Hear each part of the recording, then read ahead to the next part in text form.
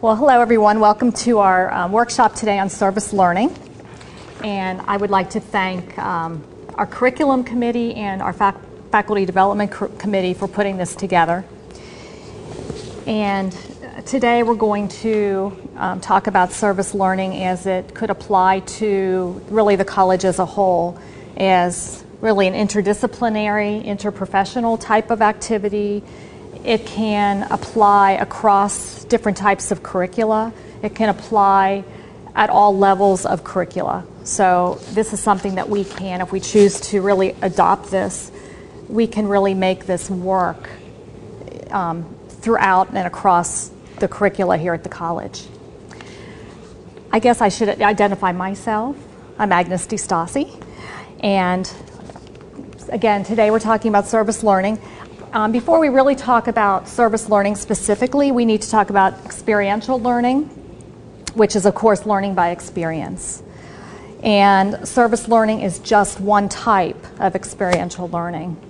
Other types of experiential learning include clinical learning, simulation experiences, preceptorship type of experiences, etc.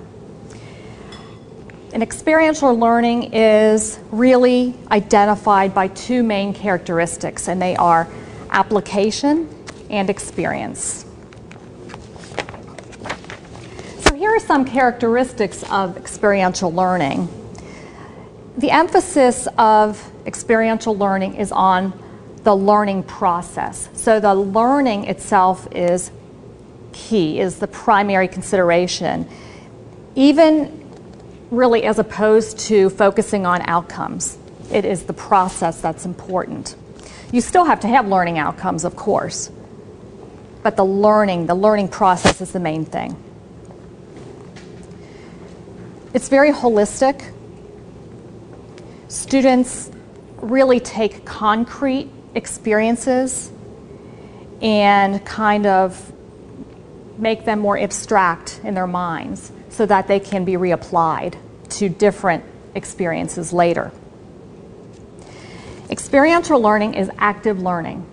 And so that's one thing that we need to kind of reconcile ourselves with, is that if we're going to do any type of experiential learning, any type of service learning, we have to become comfortable with active learning. It's a whole different process, whole different way of teaching and learning. Of course, with active learning, there's student engagement, there's a lot of connection with the psychomotor and the affective domains, and there's higher order thinking. So students are analyzing, synthesizing, evaluating, and creating. So Kolb's experiential learning model really provides a really great model for this. As you can see, the students have reflective observation after they complete their concrete experience. And then they're able to, as I said earlier, conceptualize a little more abstractly from those experiences. And then they use that abstract knowledge in other situations. So that's what we want them to do. We want them to be able to take this and apply it to other situations. And of course, we want them to be lifelong learners doing this. So new experiences are really created out of that initial concrete experience.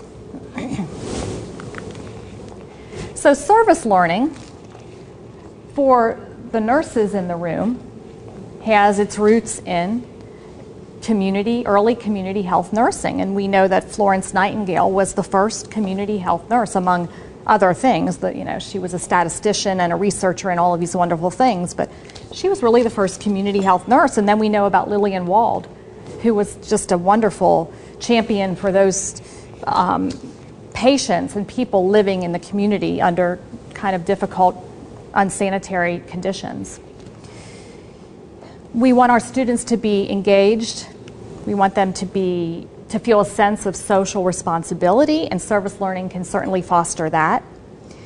And again, for the nurses in the room, service learning really does address the AACN essentials of baccalaureate nursing education. And of course, it addresses the essentials of master's and doctoral education as well, because there's that population health component that's so important now in not only nursing education but interprofessional education. So I'm just going to pull up this website. Have seen this before, but it is the National Service Learning Clearinghouse. And it really has a lot of information on here, but I want to go down to what service learning is not, and I want to just bring out a couple points here. It is not episodic. Service learning should not be episodic. It should not be a volunteer program that we just do occasionally or we do here and there. And it should not be an add-on to an existing curriculum. That's where it gets a little sticky. So if you have a curriculum in place and you want to incorporate service learning, that's what makes it difficult, because in order for it to be truly service learning, it needs to be really inherent within that curriculum, not just an add-on piece. In the new, and Mary Alice and I were discussing this earlier, in the new generic BSN curriculum, which we are developing from scratch, we are very, very fortunate to be able to develop a curriculum from scratch, because I'm telling you, it's much easier to do than to revise an existing curriculum. And one of the hallmarks of that generic BSN curriculum in development is service learning. And so we're looking at a lot of interdisciplinary service learning. We're looking at really all of the sophomore and junior year clinical experiences being service learning in that curriculum. Lot of community engagement. And those experiences are going to be pulled through that curriculum until the very end, until the capstone experience. So those service learning experiences will help the students to identify their capstone and to work on their capstone and to finally complete their capstone. I also want to show you there's specific resources for higher education. A couple things I'll point out. There's a faculty toolkit for service learning in higher education. And you can actually get the full text of this. So this is something that, perhaps we could look at. And honestly, I haven't read the whole thing, but that's something we could explore. And then there's also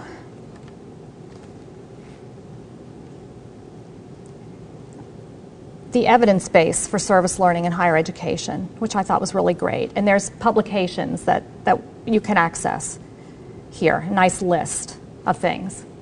So I just wanted to kind of show you that from that website. I thought that was kind of an interesting find. Had anyone seen that website before? Yeah. Wonderful. Okay. So we're on the same wavelength. Okay, great. All right. So, according to Vanderhoff, service learning gives students the opportunity to provide service to others, but it also ties in those learning outcomes and learning objectives for professional development.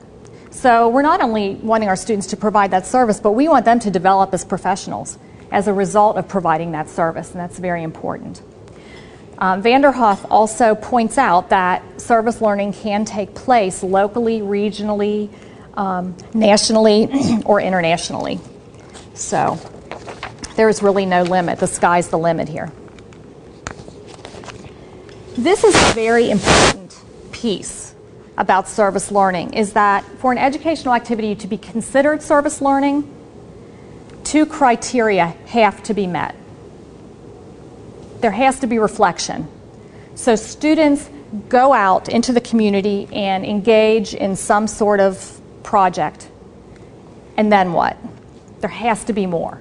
So the students have to come back then into the classroom, whether it's face-to-face or online or whatever, and the students have to be given the opportunity to reflect on that experience. What is the meaning of that activity for you? What was the meaning of that activity for the people you served? and the community you served. You can really get into the affective domain here, and we're teaching a lot in the affective domain when we're doing service learning. So you're going to ask your students, how did this opportunity make you feel? What did it mean to you? And like I said, what did it mean to the community or the people you served? How did it make them feel? So lots of affective domain. And then there has to be reciprocity. So the learning activity should hold equal significance for both the learner and the community. Not one or the other. It's important for both, and it has to be equally significant. Okay, so Peterson and Schaefer really looked at 4 models for service learning, and I think it's interesting the way that they did that. So the first one, learning, is the primary consideration as opposed to service. An example of this would be maybe our hospital clinicals that we do in nursing. So our students are engaged in clinical, but the primary reason that they're there is for their learning. The second model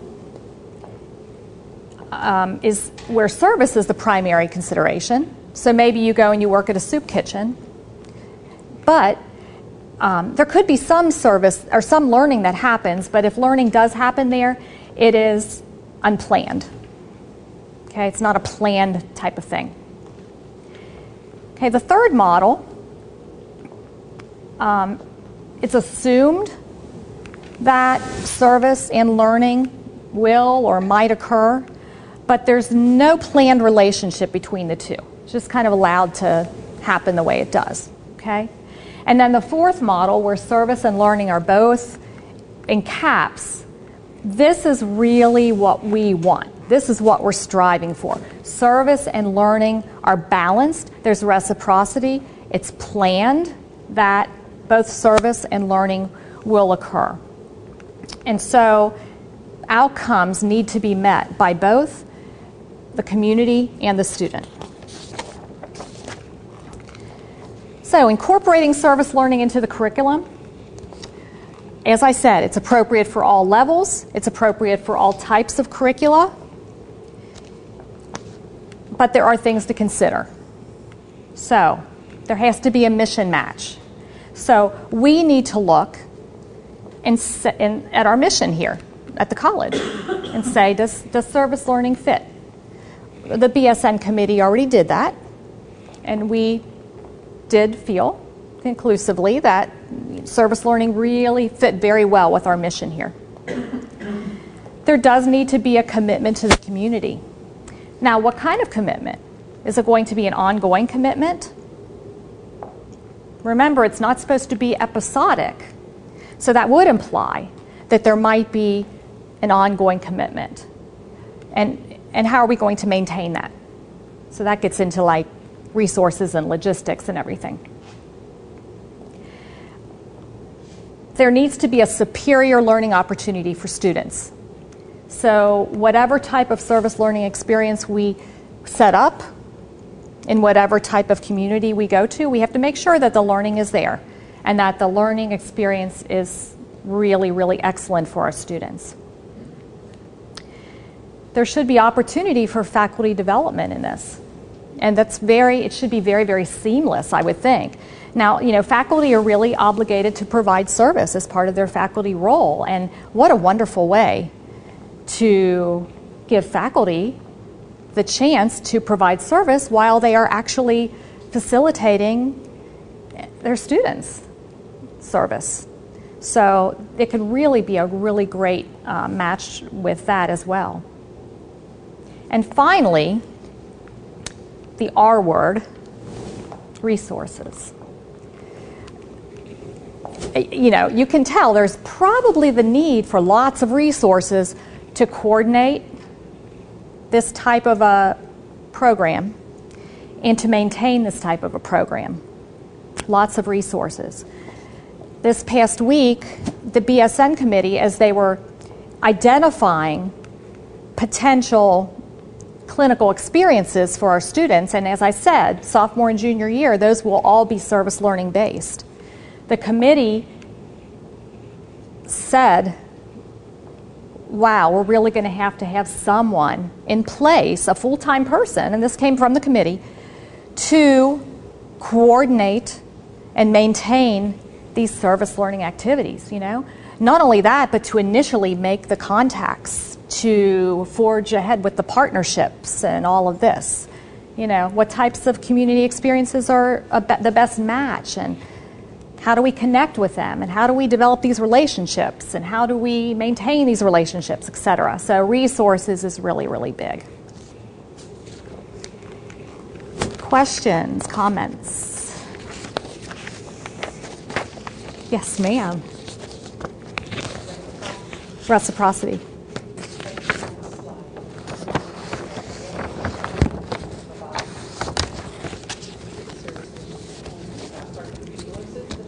What will the community provide? That's a good question. And yeah, there has to be that reciprocity because they have to provide for us, for our students, right? And we have to provide for them, for the people that are in the community. And that, I think, would be part of that partnership, you know, to figure out what is a good match. You know, and I think really it will be a big job for someone, because you'll have to kind of cast a very wide net, I would think, and have to contact many of these community resources, and maybe think out of the box a little bit, and then figure out what is a good match. And I think part of that match would definitely be not only what can we provide them, but what will they provide us as far as learning. So that's the way I see it anyway. But. Yeah, so I didn't see it that they were giving us anything, but rather the reciprocity was that we are giving them something, but we should also be learning. So yes. If it's only just us giving, then that's just service. Yes. Yeah, I just didn't see the reciprocity piece on that last slide. Right. I didn't know how that fit in. Yes. Because I saw students will all do this, do this, faculty don't, but I didn't know what right. besides for us to provide. Yes. What they get. Yes. Right, you're absolutely right. Yeah, absolutely. It has to be there. It has to be chosen with a lot of discretion to make sure that the site and the experience is exactly what these students need in order to meet their outcomes. So, you know, if there's a soup kitchen out there that needs workers, that's not necessarily what they need at that right. point. So, right. However, a lot of discretion. Right, exactly. And then, you know, then you can say, well, will the soup kitchen provide a jumping off point maybe for very early experiences? Maybe. I don't know. That's something we'd have to consider. Because then would it open up the conversation about, okay, so why are people accessing the soup kitchen? You know, where are they coming from? What other issues might they be experiencing? You know, and what are ways in which we can help on a larger scale? I don't know. Yeah, I would see that as being an early experience, and then maybe helping the students look at that even more broadly. You know? It could be a communication experience too, though, where they engage with some of the people who are coming to the soup kitchen. Right. It'd be a great experience from our aspect for them to be able to engage with the homeless population or whatever and get to learn what's going on, which I think sounds great. A chance to reflect on the assumptions they bring and how yeah. they adapt their communication to different populations. Yeah, that's true. Yeah, that's true. Because sometimes I think we try to assume, like in the classroom, like we assume, okay, this is what the homeless person going to a soup kitchen is thinking and feeling, and you know what I mean? Right. But until you're out there talking to them, and a lot of times the comments I've heard from students or people is, wow, you know, they're just kind of like regular people who a lot of times, man, they've just fallen on hard times, or wow, you know, this person has a degree in this, or this person is really smart, you know, or, you know, in students really a lot of stereotypes are really... In my ethics class, we're talking about meal exchange programs for yeah, heroin users. yeah. And it was interesting because the discussion, you could tell, was everyone was assuming that the needle exchange programs are for these homeless kind of derelicts that are coming in. Yeah. And there was a woman that had worked in one of the needle exchange programs, and she said, that's not it. She said, I can tell you guys think it's homeless people. She goes, we have housewives come in and like business people and because it's Yeah. the full gamut. Yeah, oh yeah. Any other questions or comments? Okay, thank you. Thank you. For getting us off. Take a look at a brief 5-minute video of an actual service learning program at Dade College in Miami. And as I was looking to provide us something to think about before we get into the actual talking to one another about our areas of interest and community selection, this is an initial point of entry for us. And we really don't know yet which way the BSN curriculum is going to develop this out, whether we're going to be very selective or whether it's going to be broader. Certainly we have a community here in Mount Auburn to serve, where many of the ideas could fit in very nicely, but it may extend beyond. This is at a college where the service learning is being provided to the community, not through a nursing program specifically, but the learning outcomes were very well developed. And I think that we really need to be thinking about what is our final intention in terms of the learning experience for our students. So to take a look at that, and then once we've done that, we will continue on by looking at our agenda and talking about a possible template, sharing some ideas, and seeing if we have any matches in the room so that we can then talk a little bit more in detail. Since we're a small group, we may want to just do it in a circle and see what ideas we have today to share that and look at the templates that are part of your packet so that you can possibly disseminate this within your departments or your office group for some further development. Our initial reason for doing this workshop was to provide faculty the opportunity to engage in developing a very small course, a 1 credit hour course. And the reason for it initially was to help us help students fulfill the 16 credit hour requirement, residency requirement. That 1 credit hour could be lacking easily, and we thought that service learning would be a good way to begin to engage participation by faculty in the thought process, satisfy the requirements for students, and then help us build out what Agnes is going to be doing and what Sheila is going to be doing in the health sciences. So this is our first step, and it's to get the word out and to begin meaningful discussion among faculty.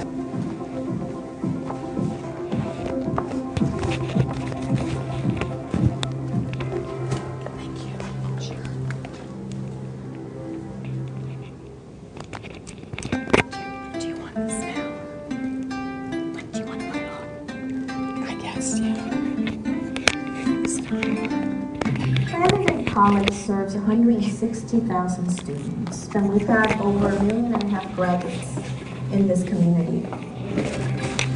And it's very important for people to know that we are here for them and to serve the community in many, many ways. In the last 10 years, more than 40,000 students have engaged in academic service learning, a pedagogy that combines academic learning with service. Through this, the college is achieving success in helping students acquire fundamental knowledge and skills and the development of attitudes that foster effective citizenship and lifelong learning. We came up with 10 learning outcomes. What skills must they have to be successful? Service learning really encompasses all 10 outcomes. The Miami-Dade learning outcomes are to communicate effectively, use quantitative analytical skills, solve problems using critical and creative thinking and scientific reasoning, formulate strategies to locate, evaluate, and apply information, demonstrate knowledge of diverse cultures, including global and historical perspectives, create strategies that can be used to fulfill personal, civic, and social responsibilities, demonstrate knowledge of ethical thinking, use computer and emerging technologies effectively, demonstrate an appreciation for aesthetics and creative activities, describe how natural systems function and recognize the impact of I'm going humans to on look the at environment. closing statements, and I think that Here at and Phyllis then we'll go Wheatley into the group. Elementary School, Miami-Dade runs one of its many successful service learning projects in partnership with I Have a Dream. The aim is to help children from low-income areas of Overtown to become productive citizens by providing long-term mentoring and tutoring. We teach literacy skills to the Phyllis Wheatley kids on one of the days of the week, and the other days we're doing college work, communication work with the students. They go, they have an experience, you know, and then they write about it. They actually start with a journal, you know, whether it's more of a free writing process, whatever strikes them, and then with that they come to the class through this discussion and through this free writing. You know, they write essays about their experience and they do presentations about them, you know, so they're communicating about it. It's definitely helped me a lot with my major. I love analyzing and just being with people overall. So my major psychology, and it really made me like, yeah, I want to do that, definitely. The role that the students play in our agency is incredible. I mean, it's irreplaceable. They serve as mentors, as tutors, as role models. They just provide a glimpse into the future for our students. And this dreamer can see what his future holds. I want to go to college and get a college degree. Working in the school's organic garden gives the students and dreamers the chance to explore issues around sustainability and community. Like we grow seeds, we just have fun. It's just a matter of getting students out of the classroom, out of a textbook, and letting them experience the issues in the discipline in a real way, in a real context. Another project at the Miami Lighthouse for the Blind helps photography students achieve many of the outcomes, including demonstrating an appreciation for aesthetics and creative activities. Essentially what the whole service learning project is about is to take the people that are visually impaired. So we describe the images objectively so that they can understand the image subjectively in their own minds. To implement visual vocabulary, learning how to look with visually impaired student takes a little bit of time, takes a little bit of creativity. A lot of the times you don't think that you really understand what you're trying to do in the class. You're just given assignments. There's no real applications. So the service learning, I think you're able to apply what you're learning in the classroom, and it's able to kind of reinforce what you're learning. Service learning is a win-win situation both for the agency as well as for the students. It gives them an appreciation that the people with disabilities also have tremendous ability. As a teacher, I want my students to learn, and this is a powerful way for people to learn. What's great about our project is that our students are teaching, and that's the ultimate way to learn something. When you know enough about it to teach it to somebody, then you're reaching some kind of mastery. So it's about community, and it's just a powerful learning strategy.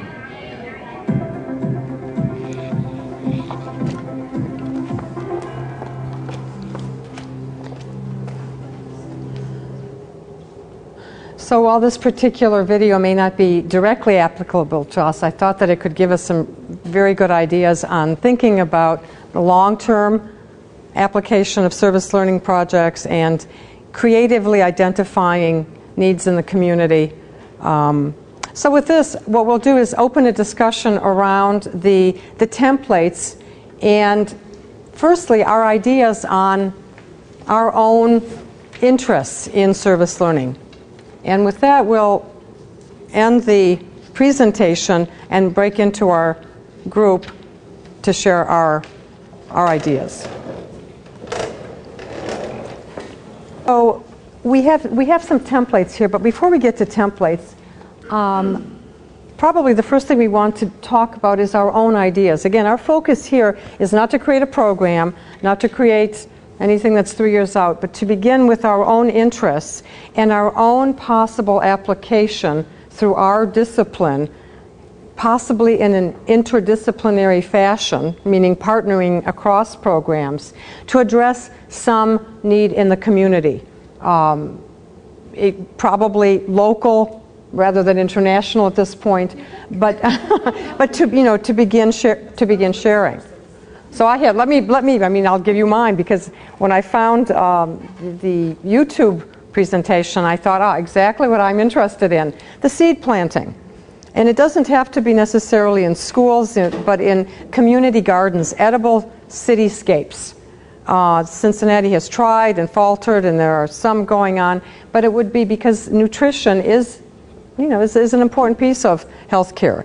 And it goes much beyond just addressing interest in nutrition. Obviously, you're not going to eat entirely out of a garden, but you can certainly involve people across disciplines. I mean, there are psychological and social components to it that could be addressed. So that would be, you know, my area of interest. I'd like to be able to do something, you know, to initiate that. And would one of you, and what we could talk about, is there anybody else who would like to be able to maybe join with me in developing that one course, and then we could think about strategies, or invite the rest of you to think about strategies. So who would like to pick it up from there? I mean, I know that Lauren and I spoke a little bit.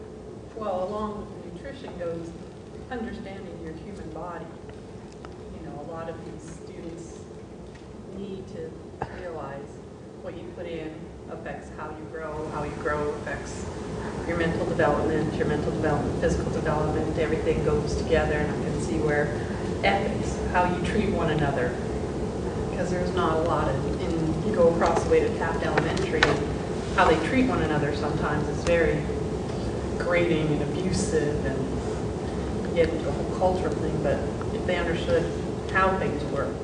And environmental ethics. I mean, as you know, as we treat each other, so we treat our environment, and that's another important piece when we talk about civic pride and civic involvement. And I've gotten a little bit involved as a result of my husband and I belong to Bellarmine Parish over at Xavier, and as a result, I've gotten involved in kind of the social mission core team, which does a lot of the service work for the parish, and kind of coordinates some of the service opportunities for parishioners. So as a result of that, I've kind of been exposed to some of the community agencies, some of the, not prominent, but some of the people in the community that are well-versed in some of the needs that are apparent: poverty, healthcare. We did a big symposium last year on various aspects related to healthcare, hunger, immigration, and all that. So I really kind of got into the whole healthcare and poverty kind of issue. My son works at St. Vincent de Paul, and of course that has a big influence. So there's a lot going on in all these little communities and these little agencies that has just really gotten me interested. So rather than maybe being more interested in the seed planting and the nutrition, I'm probably more interested in the aspect of working in healthcare, maybe with, you know, in the poverty area, or people who are marginal. You mean accessing health care? Yes, accessing health care for the marginalized. So I would be interested in working in something like that, just because of my recent experiences, and I just feel that it's so important. Well, good. Let's get our ideas out, and then the next step would be to maybe break down into smaller groups and talk to one another if we find that we have areas of similar interest. Mary? We've kind of already been involved in some service learning through our nursing course for pediatrics. We have contacts with some of the school nurses, and they're mostly underserved schools, but a couple of them are nurses where they're the only one for like 500 students. And we go and do hearing and vision screenings, sometimes scoliosis screenings. And we usually did that in the fall because they're supposed to be done by November 1st. And then in the spring we went and did Everybody Counts at those same schools. And, that's been a really good experience. The students got a lot out of it, and of course, you know, there was reciprocity.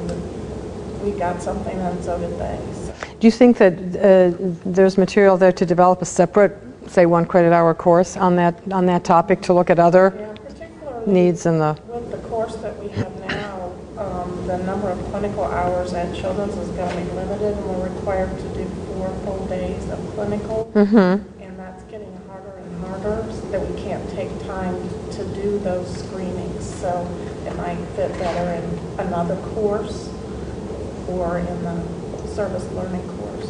And I was thinking along school lines as well, and I'm even thinking it could be a nursing plus it could be an interprofessional, interdisciplinary type thing working with schools, because school nurses are being cut right and left, like you said. I mean, there are schools that have such a need and they don't have a nurse. And school nurses do so much more than just do screening and hand out pills. And, they sometimes are a counselor for these students, and they're advocates and they get into social work issues. Absolutely.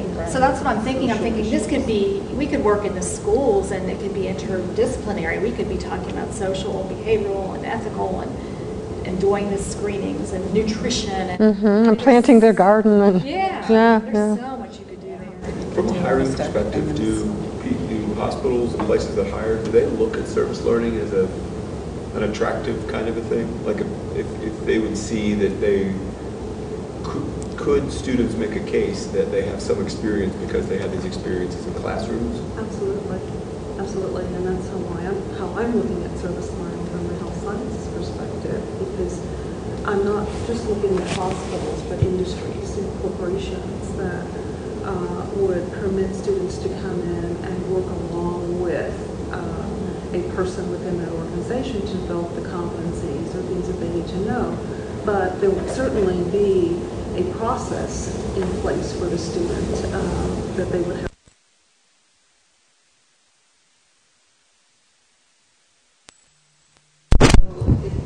I don't want it to look more like a work kind of thing, but yet they're still able to gain the competencies that they need once they finish the service learning project. So it's sort of similar to working with a preceptor and in the nursing world, and learning certain skills that you would need along the way. So that would be designed before they go into that organization.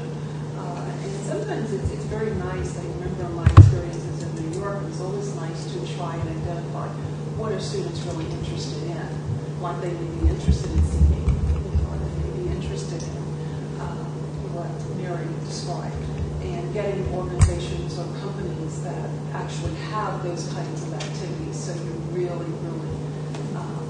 can support and build, on their interest, versus just sticking them into a setting where they really aren't that interested and they're not going to gain, going into children's hospital and doing, working as a volunteer to get it sort of service learning, and then they really find out, do I really want to be a nurse or do I want to be a nurse?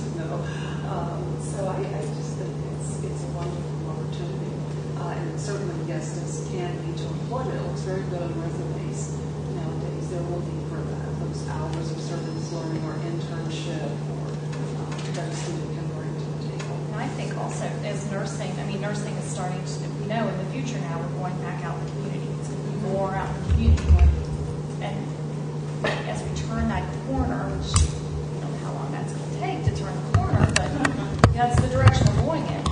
Gosh, those experiences, students having had those experiences would certainly.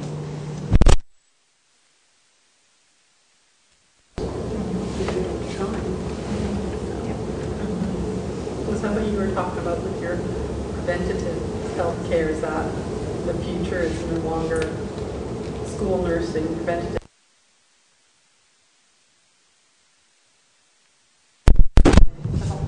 Is that where you see? That's the thought process behind it, And with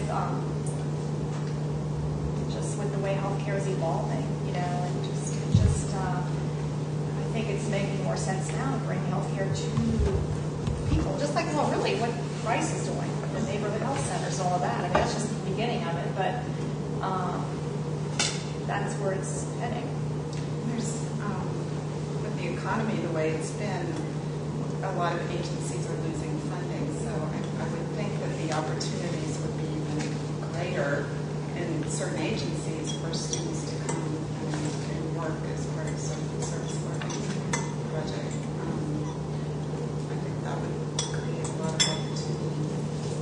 I think identifying, I mean, you're talking about school, school nurses and children, and there may be a segment of our student population interested in children, and there may not. And I'm thinking, well, we could probably offer maybe simultaneously, if we find out what are the 2, 3, 4, whatever target areas are of interest, and then try whether it's going to be in business, through through health services to the employees. There may be people wanting to do that, or in your area of interest, in the jail system, or in the nursing home situation. I know that talking to students. Yes, yeah. Well, I know it. I've heard them. So we target. Absolutely. That shocks me, but I'm so excited because that's really another one of my big interest areas is the older adults, and of course that's going out. That's in the community too. I mean, most older adults live in the community. Right. Huge percent. And they really don't have a lot of inpatient services for them anymore, and they need a lot of outreach. They're cutting it. And so there's a whole lot of need there. Also, I have a fair amount of students in my med-surg clinicals who are very interested in psych. And I'm pretty excited because we've been brainstorming some new and exciting things to do in community that community piece in our psych clinicals, as opposed to just sitting, in group meetings on the inpatient standpoint. So we've been looking at that, but also a couple of the other things we're planning on doing. I made a contact with the Recovery Center, which is right down the street, and we did a health fair there. Well, he's also willing to have our students come in and speak with some of the people who use the services, as well as they have different classes, and he will allow students to help teach the classes as well, which I think is very exciting. So that's something we're looking at for next semester. The other thing we're looking at is them going to open AA meetings, and for them to gauge their writing assignment based on that. With the whole, when you were talking about the piece on the reflective piece, that they'll do the reflective piece, but also pull a couple of research articles having to do with 12-step programs, and to pull that into a writing assignment. That would not be as large or cumbersome, but still very useful. And also, one thing that I was speaking with another psych instructor from another college, she was saying how important that is because it's free access to such a great program too, because AA, NA, and Al-Anon are all programs that are very important that lots of people could access, but yet it's free and it's very easy to access because there's so many different meetings. So that's something I think that's really exciting too. And I think developing it back to today college, the fact that they were very creative in developing assignments for students. They were going into the community of the blind and having students help them. That was an interesting. That was a great assignment. Yeah, that was a great assignment because it hit many, many points that would be interesting to, for us to begin thinking about that as we develop, so that they're not just observational and reflective on observation, but they're creating new approaches to sharing information and participating in improving, outcomes for the target population, which is maybe getting students to be involved in creating and thinking of some of these activities. Well, sure, that could be that. Like that one that you mentioned about with the art students, I would never have thought of, just sitting with someone and describing what a piece of art was like in order to help them appreciate art when they're blind. I mean, that's just. And it's a win-win. Everybody's, obtaining. I wonder what you all feel about this. And I'm thinking, and this would probably, we'd be able to probably do this in the BSN curriculum because we would have the time. But so students would naturally gravitate toward their area of interest. So like a student who's interested in children would want to do something with children. A student that was interested in older adults would want to do something with older adults, for example. But would it be appropriate, and I haven't read anything about this at all, so I'm really just asking this out of sheer ignorance. Would you think that it would be appropriate to then provide opportunities for students to interact in areas that maybe they don't have an interest or they're not very comfortable with? Yeah, because sometimes students, like I had students before, I used to teach like an older adult course and, clinicals and all of that, and I had students that would come in the first day, I want to work with children. I don't want anything to do with older adults. It's just something to get through. And then those students, by the end of the semester, they'd be the ones saying, wow, I really love this. I guess that's exactly what this 1 credit hour course would do. If you offered, and if it was in the catalog that we have, X number of 1 credit hour service learning opportunities, and these are the areas, and then depending upon the availability of the instructor, you could offer 2 or 3 in each semester, and eventually, if they're here for a few, they could have an opportunity to explore that before making a commitment. It would be up to us. I think Sheila's idea of businesses, thinking about us. I mean, the working community and the needs, our needs, could be one area. Children, geriatrics. And when you were talking about employment opportunities, it brought me back to just last night when my son and I were working on an application for his first job. He's 16. And it was like, have you ever had a paid job? The answer is no. But he had 3 different things. He's worked at Stepping Stones, he worked at Children's. So it's like it's still a great experience. It looks great on a resume, and yet he's never earned a dime yet. But it's an opening. It's a stepping stone, and it makes people know that they're, being responsible and that they're, being community-minded and things like that, which can only help with employment opportunities for these kids. So even if somebody who maybe is switching professions or whatever, getting a different degree because the first one they couldn't find work, if they've done some of these other service opportunities, it looks great on the resume. I think we could encourage students coming in. If you think you really want to work with children, here's a 1 credit hour course. Why don't you dabble and see what, and you'll learn, if nothing else, you'll learn what the experience looks like, and you may learn something about techniques that you could then apply in your chosen field. Well, I think going back to Agnes's point, absolutely. I remember students in the first semester of our baccalaureate program saying, well, I don't need to take care of patients with HIV/AIDS because I'm never going to work in that area. I'm going to work with the elderly. Well, if we look at the literature, what do we see? So it's very, very important that they experiences those kinds of opportunities. Yes, that they aren't going to work with, or they don't like, or they aren't interested in. I think that what we did in our school, we identified a certain number of businesses and organizations that would offer service learning opportunities, whether they were hospitals, whether it was a sickle cell anemia organization.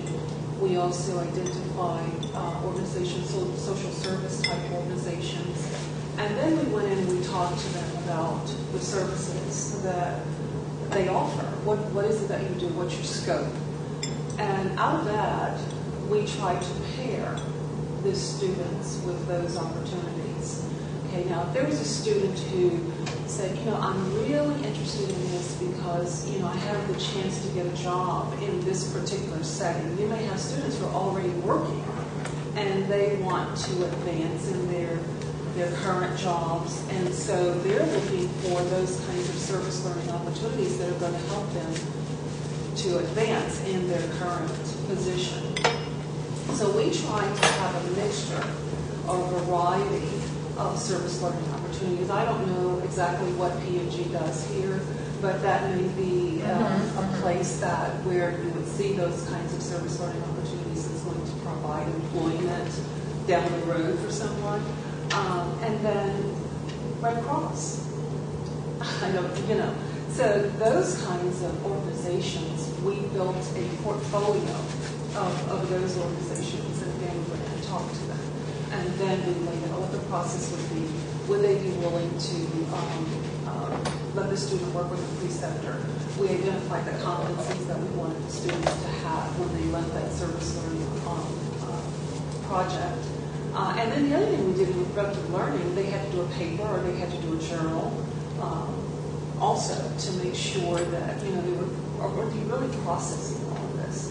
So it was huge in New York. It ended up being a big and wonderful and successful Well, it seems opportunity for the students. just like at Dade College, they seem to be very much. So what LAS and communications think about the interdisciplinary piece of this? Because it would be interesting to cross-pollinate and to connect on some of these. Can I ask one question? Why a one credit course? Well, it's because of it eventually will not be that in BSN or I'm assuming in the health sciences. But when we started off as a committee, because there's a perceived shortage of credit hours here at the college for people coming in. Most courses are 3 credit hours, and 5 times 3 is 15. So they're one short of meeting the residency requirement. And we were thinking how to engage faculty in conversation on service learning through their areas of interest and satisfy this requirement. It doesn't. How many hours would the student do for this course? Well, we're talking about a 1 credit hour course just for people to get their feet wet. But certainly in the BSN program in health sciences, it's going to become something very different. This is just an initial getting to know you and talking about how we might interconnect and collaborate what you're talking about would really be, that would be a course. And you would have your list and then students would be placed and it would be very different. This would be more hands-on, quicker. We have this template here. What is your interest? How could you possibly set up 15 hours of time to give students some exposure, to have them be able to reflect, to have them be able to assess needs and evaluate the outcomes and possibly suggest something for the next step within a broader program.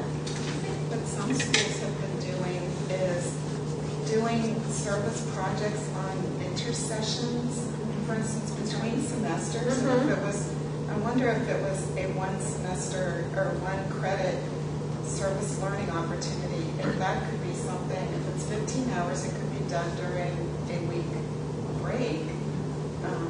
Right, you could theoretically. Theoretically, that would free up the other time, and it would be very concentrated amount of time that they could really be present wherever they are and really absorb a lot of material rather than 3 days and 5 hours. Yeah, 5 hours. Yeah, That's what the Montessori schools do. My children would go to Montessori, and that's what my son is doing right now. Is they're on intercessions, and it's it's a lot of work.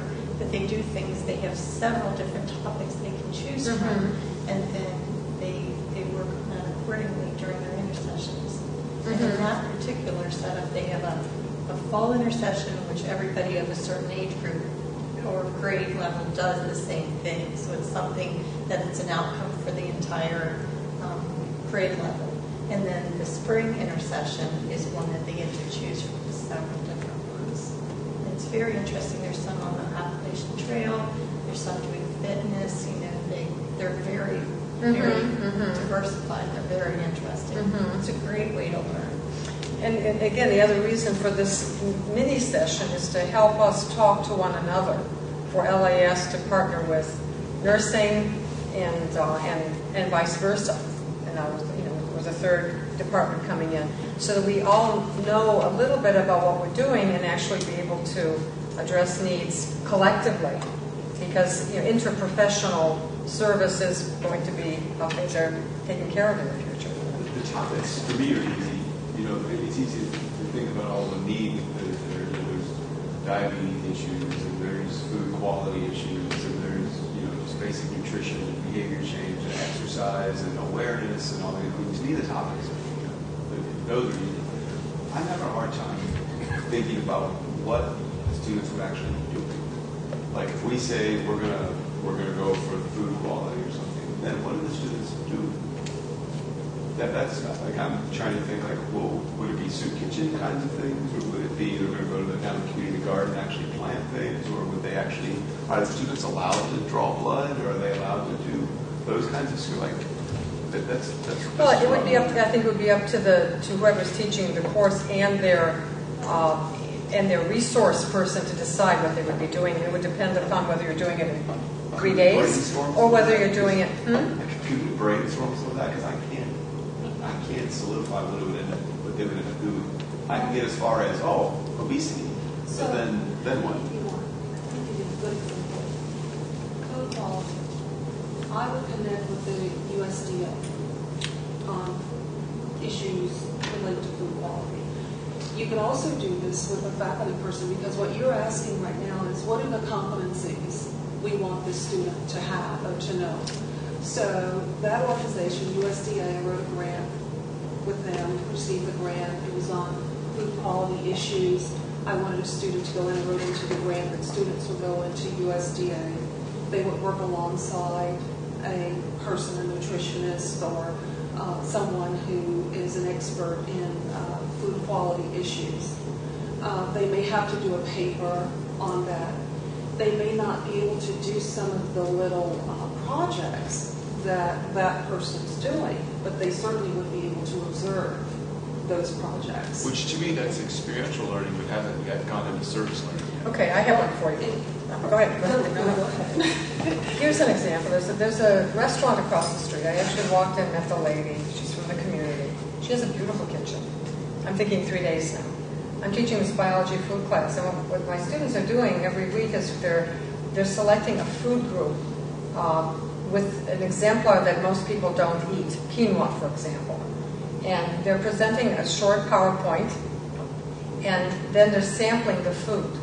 So you could pick, you could pick your children, you could pick your elder, you could bring somebody into her kitchen with the students who know about the food. They could present the information to encourage people, and then the feedback would be, are these people actually going to go to the supermarket or to Finley Market to buy that item and actually use it? I mean, that's about as far as you could do it in 15 weeks, but to open their minds. So the service is the awareness. So the service is the awareness and the behavior modification.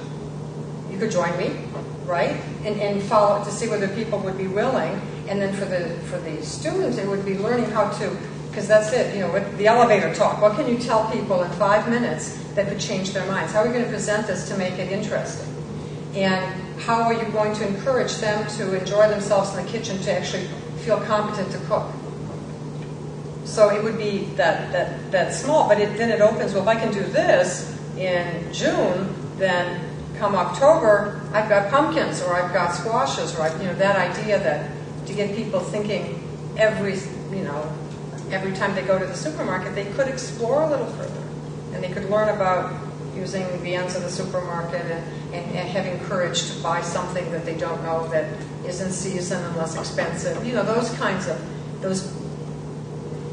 behavior changes. I can see that we have rating of the restaurants in New York City, for food quality, and working along with the inspector that goes in to inspect those restaurants and then do ABC, and again, changing behavior, attitudinal and those kinds of things. But I think what you're thinking, help me clarify this, when you think service learning, are you thinking like a student would go in and they would set up a food bank, they would learn how to set up a food bank, okay, and they would sort of solicit food from different organizations to set up this food bank and provide food for individuals in the community. Something like that. More service learning. Now you're talking 3 and 4 and 5 credit hours. I'm talking 1 credit hour. I think it could be any of that. I think the important thing is, what do you do with that experience? That's the important thing. They come back then, and they need to do something with this. They have to do lots of reflection, and then they have to use that. Otherwise, it's just service. Yes. So, what are the outcomes in the end? Even for ethics, I'm thinking ethics, environmental ethics. So there's a lot collecting water samples. There's a whole river group that is trying to clean up the Mill Creek.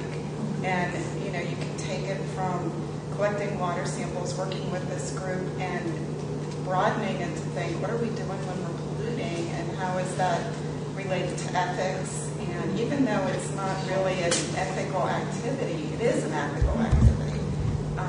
But taking it a little bit further, I have a cousin that works for this river group that is really trying to clean up the Mill Creek.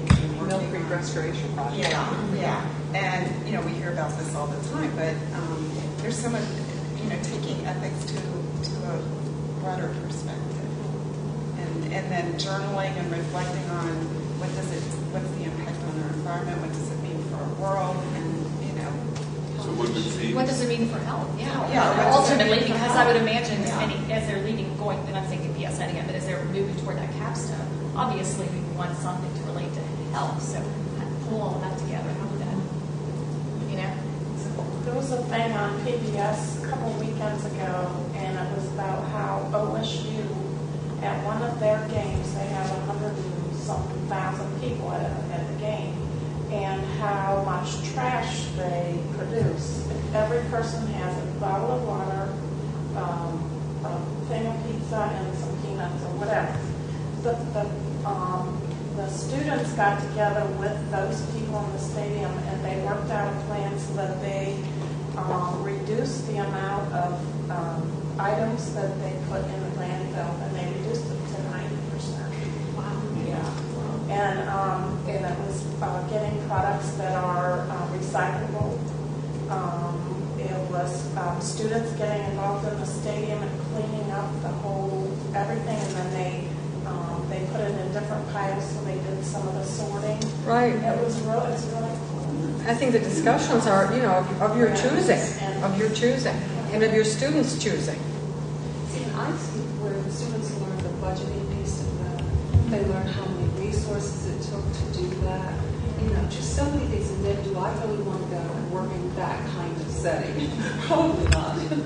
Say no. But I think to all of this, back to Megan, the communication piece of any of this is so important because we are all inundated with internet communication, tweets and Twitters and all kinds of other things. How to learn to be an effective, quick communicator is going to be because I know myself as I look on YouTube to find items for sharing. I'm not interested in somebody droning.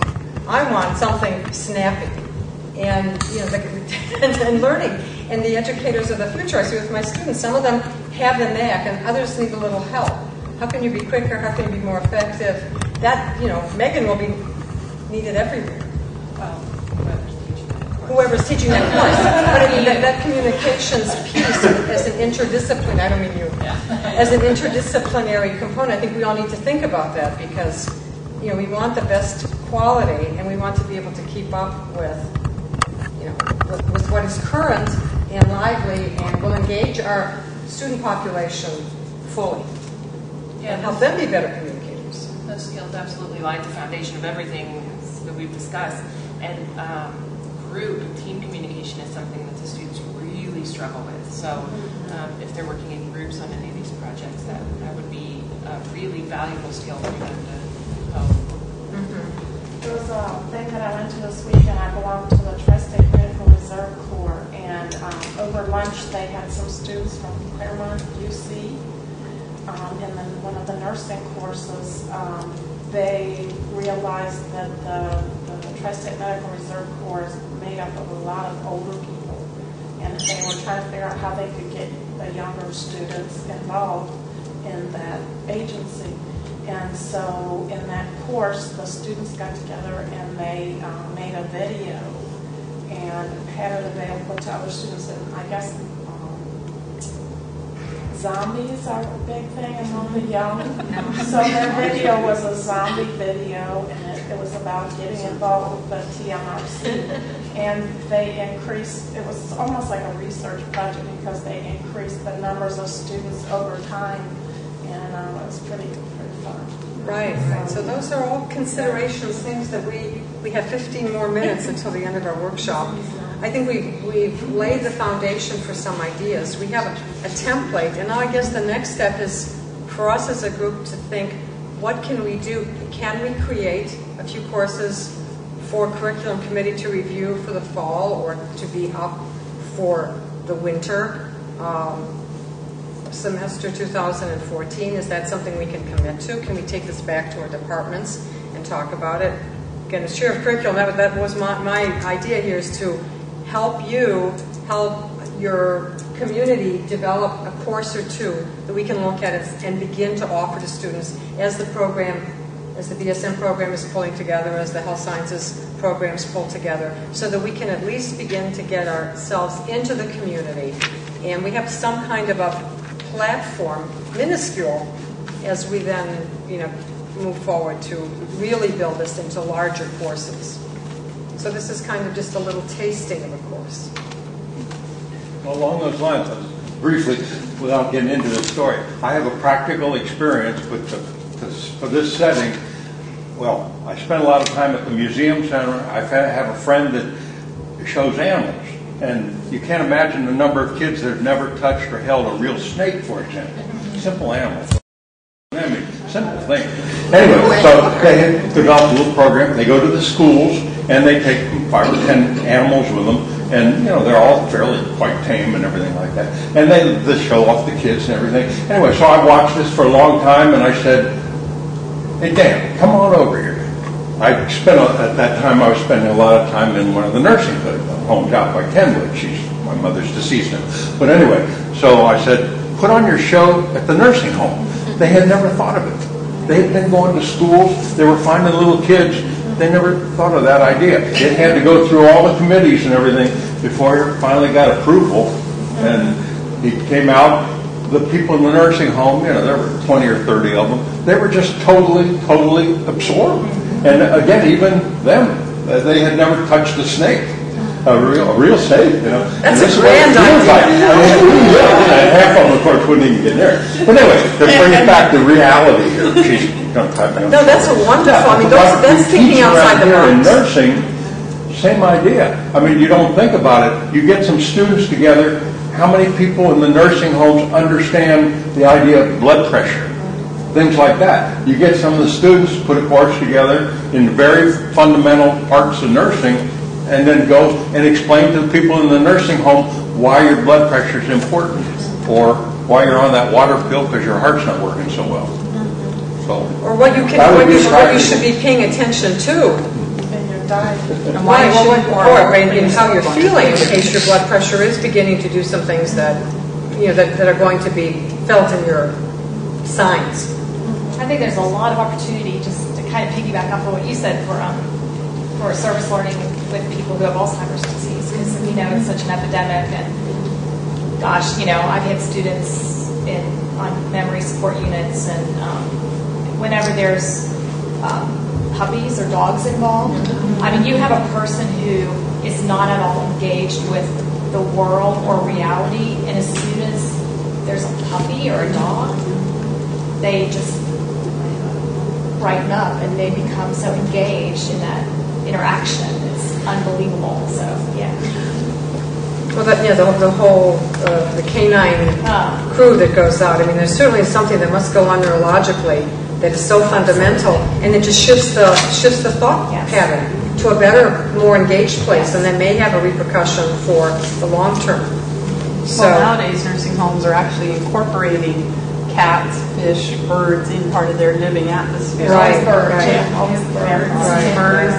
Some of them even have 2 or 3 cats. Some have a resident, like the animals. Resident animals that live there, which does people. So these are all very good ideas. What are we going to commit to as our time? Or what can we talk about as our next step, rather than pegging you for commitment? What can we try to think about doing next? We're not, you know, the idea here was that we were going to sit in a group and say, okay, this is my interest. Sandy and I are going to partner. We're going to go to the lady across the street. She's our resource, and we're going to see who we can invite to lunch in October or whatever. What do you think would be a logical next step in terms of finding a partner? Do you want a partner? Rob's still grasping the I like to think of like what it would really look like. So I think about my psych course. Right. So for you know. Well, what about partnering with Lauren? I mean, you're talking about psych, and she's talking about AA, and you're talking about some kind of collaboration. But see, that's where I always get. I come up with all these ideas for experiential learning, but then it's like the service part of it. Like, what would students be able to do for AA folks? Oh, well, Lauren could help you with that. Communication, for one thing. Like me just talking with them? Talk them just to start. Yeah, a lot of times they like to tell their story. And it's important for them to tell their story and also the different steps that they work. And especially step 5. Step 5 is when you basically tell another person certain things about yourself. So there's a lot of different things. Be a listener. And that's where maybe it's communication, how to be able to express yourself, because oftentimes these people they want to tell their story, but how to effectively communicate that without being judgmental or subjective. You want to be objective when you're listening, and also And the student could actually be helping the individual. yeah, because it would be non-confrontational and. Right. So I guess that's where I'm fuzzy too on the logistics. Like if they were to get together and do this service learning, I teach that stuff in a class all of its own already. So would it be a matter of me or someone who teaches that course going into your course for a little while and teaching them some of those basics and then pulling out? As you form it, as you look at the template and you look at your outcomes and you think, well, am I competent to do this? No, I'm not. But Megan is. Megan, could you come or could you provide for me a co-assignment? I see a co-assignment or a PowerPoint or an audio online that the students could use for that piece. Megan could assign, how do you make up a template to help these people communicate, and all the people over now and communicate with them? And you would provide Or the setting. But if the students already understand that, right? We don't want to reteach, but I think it's important, the communication among and between faculty members, so that, okay, we know already what they've learned, and now we're pulling that through into this course, into this experience, See, I think of service learning as employability. Yeah, I really do. My internships, I always think of it in segues into helping a student get employed. We do that with nursing because we know that nursing, they're going to be nurses and they're going to be employed. But if it's a student who's not a nursing student, I see that particular service learning activity being in maybe a kind of community service that offers services for psychiatric patients. And how does that student get involved in that community outreach setting? It's your course, and say it's ethical learning. Is that what it is? I don't know. I think it would be easier to pick psychology stuff for service learning rather than and so then a community-based setting that offers psych kinds of services to the community. And it's already set up, but how does a student go in there, learn about those services, and help students to get those services? Sort of going back to building a food bank, and so I sort of see the service learning from that side. I think that's ideal. Employability is ideal. Yeah, I mean, that's not usually one of the hallmarks of service learning now, employability. It's more application, being able to apply what you've learned, and then the reciprocity, but not necessarily. But there's nothing better than being able to get a job having had experience. See, and that's your catch for the students. If you can put it on their resume, how are you going to get students to buy into this? I think there's so much to be gained from, like you said, doing something that maybe you've never thought about doing before. To help to broaden your horizons, because I have a student right now who has been in the same clinical area for 3 times in a row and loves it, but it's not good for her. She really should be going to different kinds of units, but she sees it as, oh, I love this and I'm glad that I get to do the same thing over and over again. But there's something to be said for learning. I mean, your horizons just grow. See, and that's why I think in the BSN curriculum, we'll have that opportunity. We'll be able to have students going to all different, a wide variety of experiences. So for this piece, as we wrap up, my question to you is next step.